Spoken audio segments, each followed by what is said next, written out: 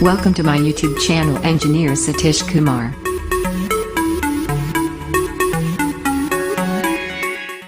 Good morning friends, एक बार फिर से मेरे YouTube channel chemistry with engineer Satish Kumar में आपका स्वागत है। कल हम लोग प्रीवियस क्लास में पढ़े थे फैराडे का नियम और बताए थे कि एक फैराडे बराबर 96,500 कूलम होता है। चले तो ध्यान से देखते हैं। हम कल बताए थे कि इसमें इससे संबंधित हम लोग कल न्यूमेरिकल पढ़ेंगे। चले तो ध्यान से देखते हैं न्यूमेरिकल की ओर।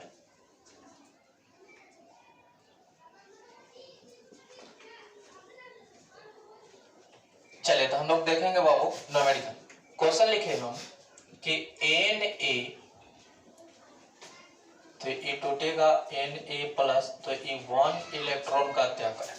चले तो पूछता है बाबू कि Q बराबर वाट और W बराबर वाट। चलिए तो ध्यान से देखेंगे बाबू। कोई पूछा आपसे कि Q बराबर वाट और W बराबर वाट, क्वेश्चन तो समझ में नहीं आया। चले तो हम समझाते हैं, ध्यान से देखिए। ये जो प्लस जो दिख रहे हैं बाबू, यही आपका मान बताता है Q का मान। कौन सी का मान बताता है? Q का। और बाबू और जो सोडियम का जो परमाणु जो द्रव्यमान होता है वह मान बताता है W का। चलिए तो देख लीजिए, हम लिख रहे हैं कि Q बराबर, तो देखिए यहाँ पर प्लस का है वो है, तो सबसे पहले एक प्लस है तो यहाँ पर लिख दीजिए एक और इसमें लगा दीजिए फैराडे। तो देखिए Q बराबर कितना फैराडे हो गया? 1 फैराडे। तो हम लोग कल पढ़े थे कि 1 फैराडे बराबर 96,500 कूलम होता है। चलिए आप ध्यान से सुनिए, आपको जी का मान पूछ रहा है W का, तो W जस की 10। आप बताइए कि सोडियम का परमाणु द्रव्यमान 23 होता है, तो यहाँ लिख दीजिए 23 और इसमें लगा दीजिए ग्राम। यहाँ तक तो किसी को कोई दिक्कत नहीं हुआ समझने में। चलिए नेक्स्ट एग्जांपल की ओर चलते हैं।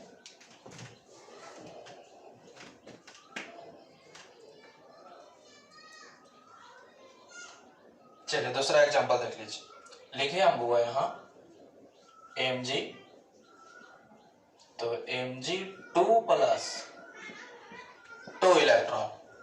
तो अब इसको हम कैसे करेंगे? तो फिर वही प्रोसेस, पूछा कि Q बराबर वाट और W बराबर वाट। तो बताइए Q बराबर कितना फैराडे? 2 फैराडे। तो इसको कैसे लिखिएगा? तो 1 फैराडे बराबर कितना होता है? 96,500। तो कितना से मल्टीप्लाई 2 से कर दीजिएगा तो 2 फैराडे बराबर हो जाएगा। अब बताइए कि W का मान, तो मैग्नीशियम का परमाणु द्रव्यमान कितना होता है? 24। तो यहाँ लिख दीजिए 24 और यहाँ का लगा दीजिए क्रम। ये आपका फाइनल हो चुका है। और एक हम क्वेश्चन दे रहे हैं, उस क्वेश्चन को आपको हमको कमेंट में इसका आंसर बताना है। चलिए तो ध्यान से देखिए, एक क्वेश्चन हम आपको देते हैं। क्वेश्चन है Ca, तो Ca2 प्लस 2 इलेक्ट्रॉन, तो Q बराबर वाट और W बराबर वाट। ये आपका क्वेश्चन है, इसे मैं कमेंट में आंसर जरूर से जरूर बताएं। चलिए आप ध्यान से देखते हैं बाबू कि परीक्षा में हमारा क्वेश्चन कैसे पूछेगा। परीक्षा में बाबू क्वेश्चन पूछेगा सोडियम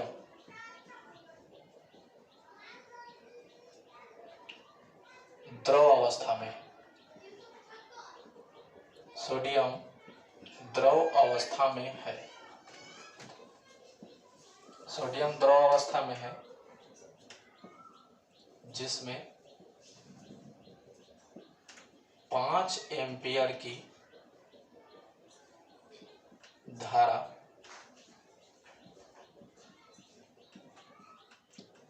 प्रवाहित करने पर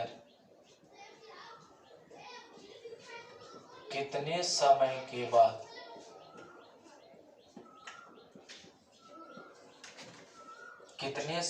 बाद Na प्लस में बदल जाएगा।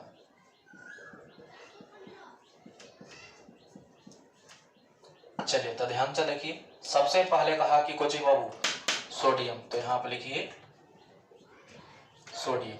आप देखिए तो यहाँ पर सोडियम जैसे हम लोग पहले पर प्रोसेस करते थे वैसे ही करना है। तो देख रहे हैं यहाँ पर तो Na+ में तो कितना इलेक्ट्रॉन का, एक इलेक्ट्रॉन का। चलिए तो ध्यान से सुनिए, ये कोजी का मान बताएगा Q का, तो Q बराबर 1 फैराडे और 1 फैराडे बराबर 96,500 कूलम। आप ध्यान से सुनिए, अब बात आता है बाबू कि हाँ W का मान नहीं लिखेंगे। काहे नहीं लिखेंगे? तो आप लोग पता होना चाहिए कि Q का फॉर्मूला होता है I गुने T। आप ध्यान से सुनिए, अब बात आता है बाबू कि इसमें कहीं W तो है नहीं, इसी कारण हम यहाँ पर W का मान नहीं लिखेंगे। अब क्वेश्चन में देखते हैं कि कोची का मान दिया है, जिसमें कहता है कि 5 एम्पियर, तो एम्पियर बोलेंगे तो I बराबर कितना हो जाएगा 5 एम्पियर। अब बात आता है कि प्रवाहित करने पर कितने समय के बाद, यानी T बराबर बाबू वाट।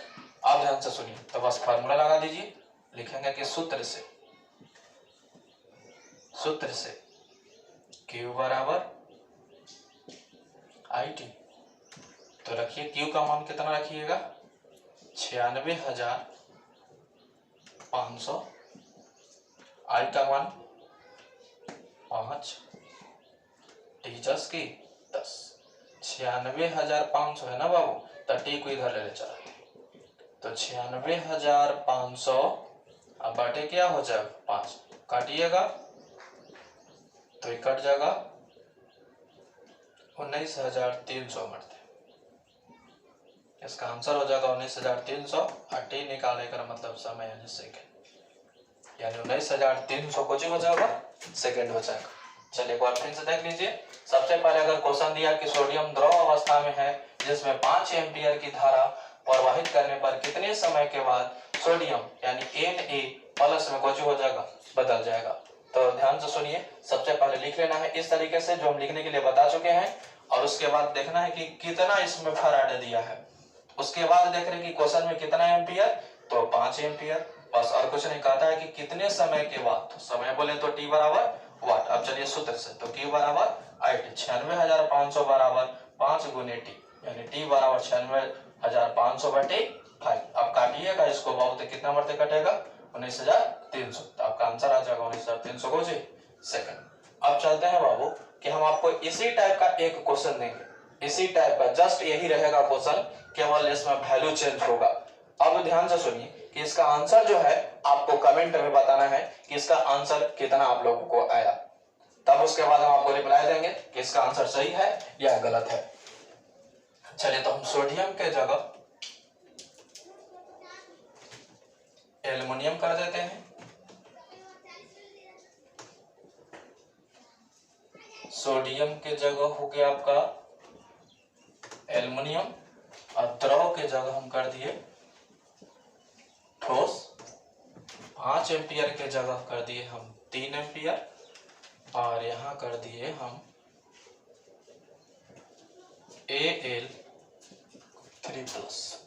अब बात आता है कि इसका आंसर हमें आप कमेंट में जरूर से जरूर बताएं कितना आंसर आया है आपका।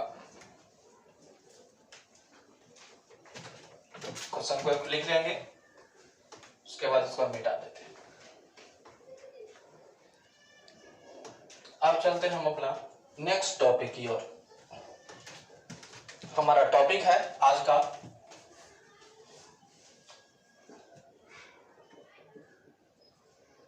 कोलेरॉल्स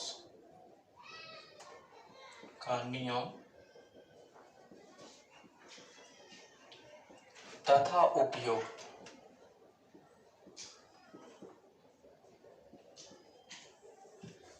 तो सबसे पहले हम देखेंगे कि कोलेरॉल्स का नियम क्या है।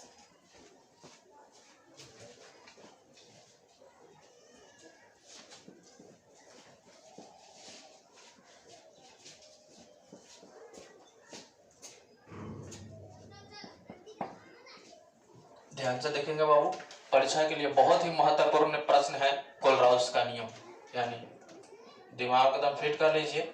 चलिए इसको ध्यान से देखिएगा बाबू। इनफिनाइट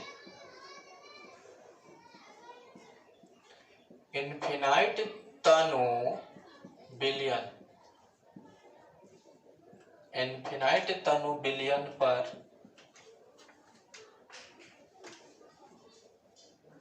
इनफिनाइट तनु बिलियन पर किसी बिलियन का मोलर चालकत्व, किसी बिलियन का मोलर चालकत्व धन आयन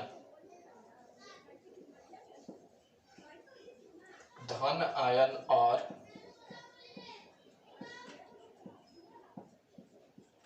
ऋण आयन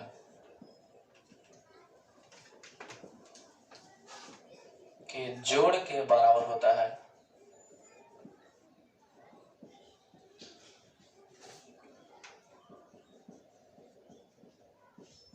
तथा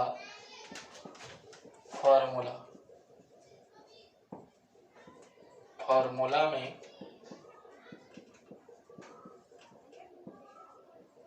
मौजूद आयन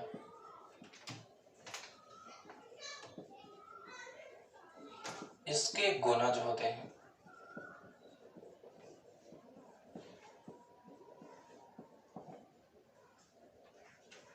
गुणज होते हैं जिसे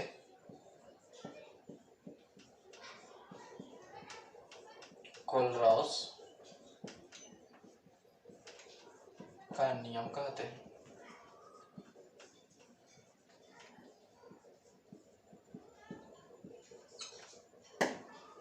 चलिए इसको समझ लीजिए। कहता है बाबू कि कोलराउस का नियम दिमाग में फिट कर लीजिए। इनफिनाइट तनु बिलियन पर किसी बिलियन का मोलर चालकत्व धन आयन और ऋण आयन के जोड़ की बराबर होता है तथा फॉर्मूला में मौजूद आयन इसके गुणज होते हैं जिसे कोलराउस का नियम कहते हैं। आप ध्यान से सुनिए। एज फॉर एग्जाम्पल की ओर चलते हैं, ज्यादातर समझेंगे एग्जाम्पल से हम लोग। एग्जाम्पल में लेते हैं बाबू, लिखे कि इनफिनाइट आप बोले तो इनफिनाइट हमने लिख दिया। चलिए अब यहां पर लिखे बाबू हम लेमडा HCl। तो देखो तो बाबू जब भी टूटेगा बाबू तो ये टूटेगा ना कि ये टूटेगा। तो बस इसको शो करते हैं, लेकिन तोड़ना हो तो इसे केवल देखेंगे। चलिए तो ध्यान से देखिए। आपको पता होना चाहिए बाबू कि H जो है बाबू वह पॉजिटिव होता है और Cl माइनस होता है। तो इससे पहले क्या लगा हुआ है? लेमडा। तो हम यहाँ पर लिख देंगे लेमडा और यहाँ पर क्या लिखिएगा? H। अब बताइए कि अभी बताए थे हम कि कोचे में टूटेगा प्लस में और ये कोचे में टूटेगा माइनस में। तो इससे पहले क्या लगा हुआ है? लेमडा। तो हम लेमडा लिख दिए और यहाँ पर Cl और कुछ लिख दीजिएगा माइनस। एक एग्जांपल की ओर चलते हैं। Infinite lambda NaCl। तो बताइए इसको तो नहीं देखना है, इसको देखना है। तो लेमडा लिखा है तो हम लेमडा लिख दिए। अब बताइए कि Na कोचे में टूटेगा प्लस में और Cl कोचे में माइनस में। से पहले क्या लगा देंगे? लेमडा। एक एग्जांपल जो देना चाहते हो ध्यान से देखिएगा। हम लिखे कि CH3 COONA। अब देखिए यहाँ पर इसको तो नहीं देखना है, तो ध्यान से देखो तो बाबू। कोई आपसे पूछा कि CH3 COONA कौन सा यौगिक है, तो आप तुरंत बोलिएगा कि कार्बनिक यौगिक। कैसे? तो एकरा में क्या लगा हुआ है? C लगा हुआ है। अब बात आता है बाबू, ध्यान से सुनिए। कार्बनिक यौगिक में सबसे पहले माइनस होता है, उसके बाद कुछ होता है बाबू? माइनस होता है। चले तो ध्यान से देखिए, इसको देखना है तो लेमडा जस की 10। अब ध्यान से देखिए तो सबसे पहले हम लोग माइनस को लिखेंगे, तो यहां से लेके यहां तक माइनस होता है। तो CH3 COO यहाँ पर चिन्ह को चिन्ह दीजिएगा प्लस का। अब Na है तो Na के पहले क्या लगाइएगा? लेमडा और यहाँ पे क्या लिख दीजिएगा? Na यहाँ पर प्लस। दिमाग में यह तीनों एग्जाम्पल को फिट कर लीजिए। बहुत इंपॉर्टेंट होता है ये सब एग्जाम्पल समझना। अब कोई पूछेगा बाबू तो ध्यान में रखिएगा कि कार्बनिक यौगिक में सबसे पहले माइनस होता है, उसके बाद कुछ होता है बाबू? प्लस होता है। चलिए एक बार फिर से सुन लीजिए। कोई पूछा कि कोलराउस का नियम क्या है, तो आप बताइएगा कि इनफिनाइट तनु बिलियन पर किसी बिलियन का कौन चालकत्व मोलर चालकत्व धन आयन और ऋण आयन के जोड़ के कोजी होता है बाबू बराबर होता है। तथा फॉर्मूला में कोजी बाबू मौजूद कोजी आयन इसके कोजी होते हैं बाबू गुणज होते हैं, जिसे कोलराउस का नियम कहते हैं। अब चलते हैं बाबू उपयोग की ओर। अब हम जहां तक समझ है आपको समझ में आ गया होगा।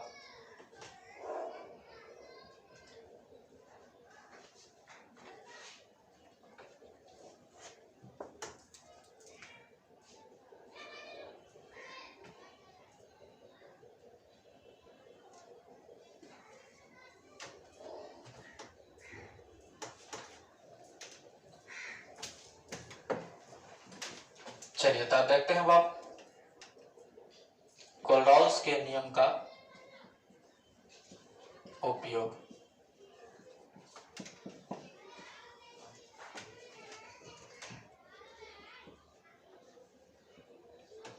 किसी बिलियन का मोलर चालकत्व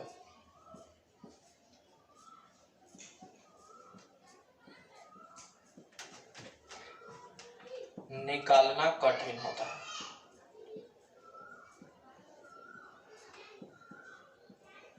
निकालना कठिन होता है।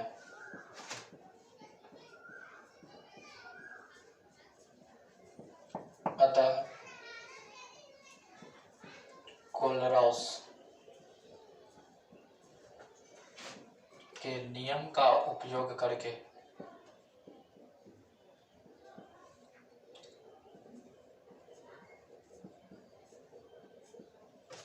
कोलराउस के नियम का उपयोग करके डिग्री में टूटने का पता लगाया जाता है।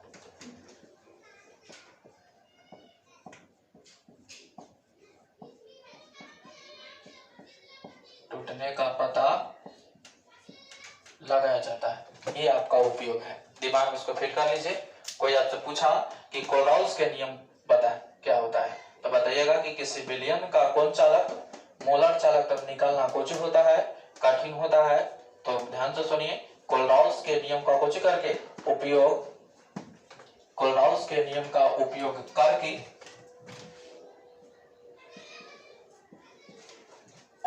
करके डिग्री में टूटने का कुछ लगाया जाता है बाबू, पता लगाया जाता है। दिमाग में एकदम फिट कर लीजिए। कोई पूछेगा बाबू कि किसी बिलियन का मोलर चालक निकालना कठिन होता है तो आप क्या करेंगे, तो बताइएगा उस समय कि कोलराउस के नियम का कुछ करके उपयोग करके हम कुछ में पता लगाते हैं बाबू, डिग्री में टूटने का कुछ लगाते हैं पता लगाते हैं। तो ये आपका कुछ हुआ बाबू उपयोग। अब चलते हैं आगे नेक्स्ट टॉपिक की ओर।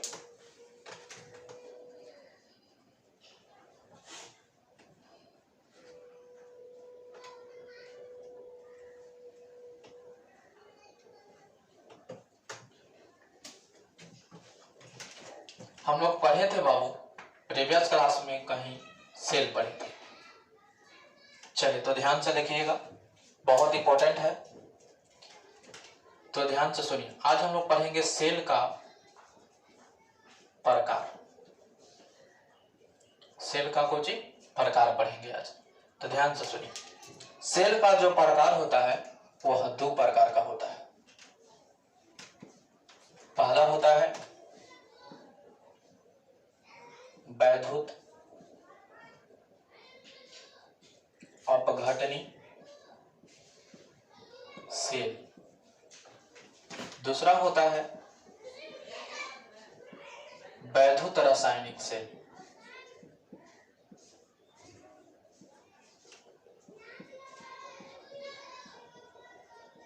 आज का मेरा लास्ट टॉपिक है, यहाँ पर ध्यान से देखेंगे वैद्युत अपघटनी सेल। वैद्युत अपघटनी सेल किसे कहते हैं और वैद्युत रासायनिक सेल किसे कहते हैं, सबसे पहले इसको हम समझें। तो ध्यान से सुनिए, ये जो बात कहेगा ये कहेगा कि हमारे में वो बात नहीं होता है, यानी जस्ट कुछ चलेगा ऑपोजिट चलेगा। तो ध्यान से सुनिए, वैद्युत अपघटनी सेल किसे कहते हैं, तो ध्यान से सुनिए, वैसा सेल वैसा कोची सेल, वैसा सेल जिसमें विद्युत धारा प्रवाहित करने के बाद, वैसा सेल जिसमें विद्युत धारा प्रवाहित करने के बाद रासायनिक ऊर्जा संपन्न होती है, रासायनिक ऊर्जा संपन्न होती है, तब उसे कहते हैं वैद्युत अपघटनी सेल। फिर से सुनिए, वैद्युत अपघटनी सेल किसे कहते हैं? तो वैसा सेल जिसमें विद्युत धारा प्रवाहित करने के बाद रासायनिक ऊर्जा संपन्न होती है, तब उसे कहते हैं वैद्युत अपघटनी सेल। अब ध्यान से सुनिएगा, वैद्युत रासायनिक सेल किसे कहते हैं? तो हमने बोला था कि जस्ट ऑपोजिट, तो ध्यान से सुनिए, वैसा सेल जिसमें रासायनिक ऊर्जा की क्रिया होने के बाद, रासायनिक ऊर्जा की क्रिया होने के बाद विद्युत धारा प्रवाहित होता है, तब उसे कहते हैं वैद्युत रासायनिक सेल।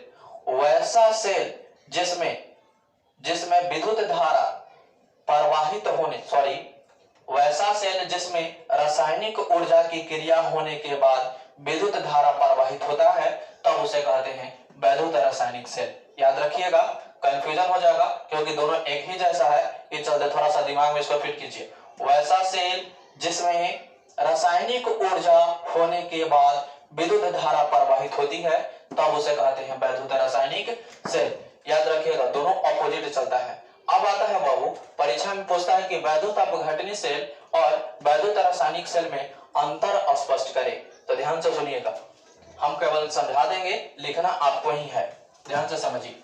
वैद्युत अपघटनी सेल पूछेगा और वैद्युत रासायनिक सेल, तो ध्यान से सुनिए। पहला होता क्या है कि अभी आप इसमें बोले कि इसमें विद्युत धारा प्रवाहित होने के बाद रासायनिक, विद्युत धारा प्रवाहित होने के बाद रासायनिक ऊर्जा की क्रिया संपन्न होती है।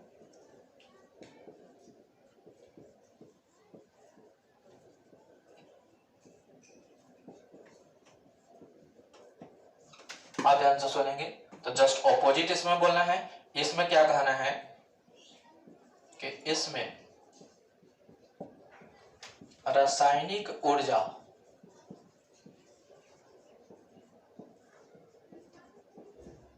की क्रिया संपन्न होने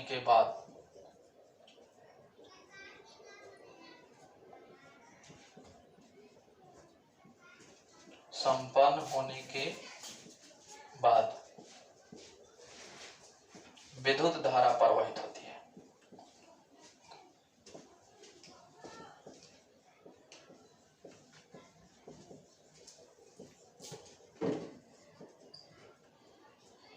अब बात आता है दूसरा,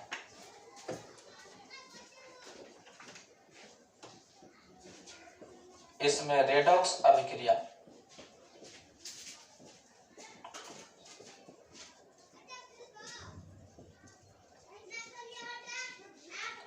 नहीं होती है।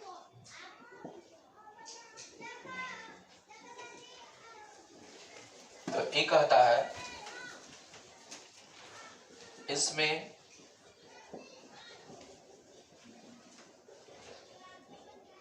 रेडॉक्स अभिक्रिया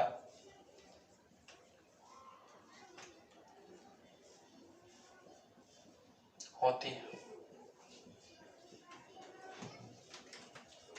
ये कहता है कि इसमें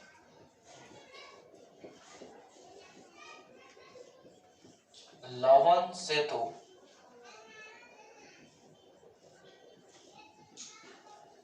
उपयोग नहीं होता है।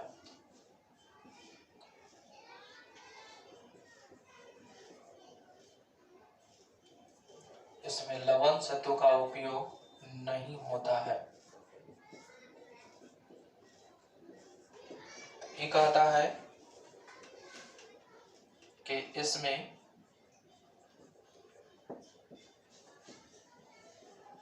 लवण सेतु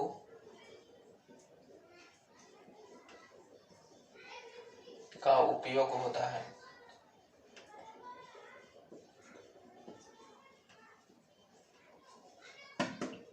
चलिए ध्यान से देख लीजिए। वैद्युत अपघटनीय सेल और वैद्युत रासायनिक सेल में पूछेगा कि अंतर लिखें, तो सबसे पहले आप लिखिएगा कि वैद्युत अपघटनीय सेल और वैद्युत रासायनिक सेल में निम्नलिखित अंतर है, उसके बाद ही इस पॉइंट को लिखेंगे। तो सबसे पहला पॉइंट ही कहता है कि इसमें विद्युत धारा प्रवाहित होने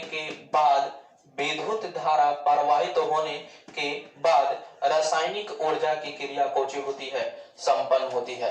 वैद्युत रासायनिक सेल कहता है कि इसमें रासायनिक ऊर्जा की क्रिया संपन्न होने के कोची बाद विद्युत धारा कोची होता है बाबू, प्रवाहित होता है। दूसरा कहता है कि इसमें रेडॉक्स अभिक्रिया नहीं होता है, तो ये कहेगा कि इसमें रेडॉक्स अभिक्रिया होती है। अगला कहता है कि इसमें लवण सेतु का उपयोग नहीं होता, तो ये कहता है कि इसमें लवण सेतु का उपयोग होता है। चलिए एक और हम लोग अंतर देख लेते हैं। अब जहां तक उम्मीद है कि आप लोग लिख लिए होंगे, चलिए इसको मिटा देते हैं।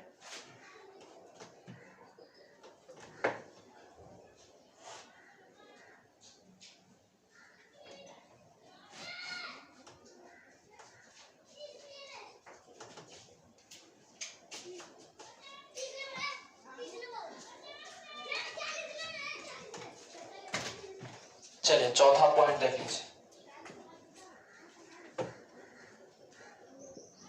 चौथा पॉइंट कहता है इसमें एनोड का मान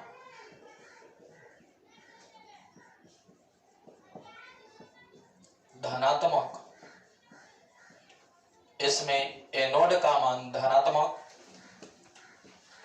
और कैथोड का मान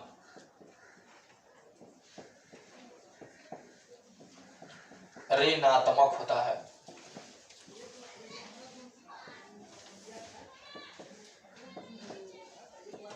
तो इसमें जस्ट ऑपोजिट चलेंगे। इसमें एनोड का मान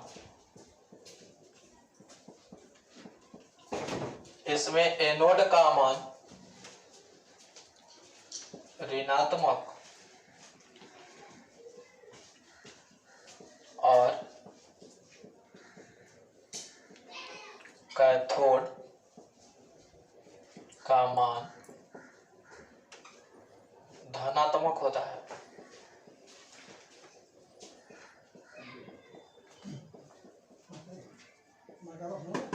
चलिए देख लीजिए बाबू एक बार फिर से।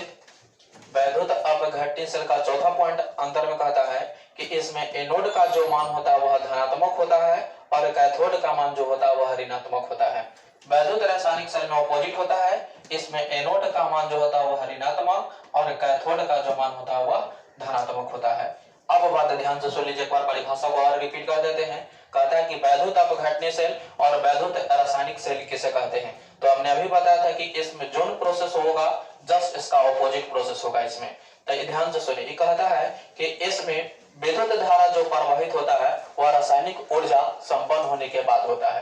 तो ये कहता है बाबू कि नहीं, इसमें रासायनिक ऊर्जा होने के बाद विद्युत धारा प्रवाहित होता है। तो ध्यान में रखेंगे। Thanks for watching my YouTube channel Chemistry with Engineer Satish Kumar.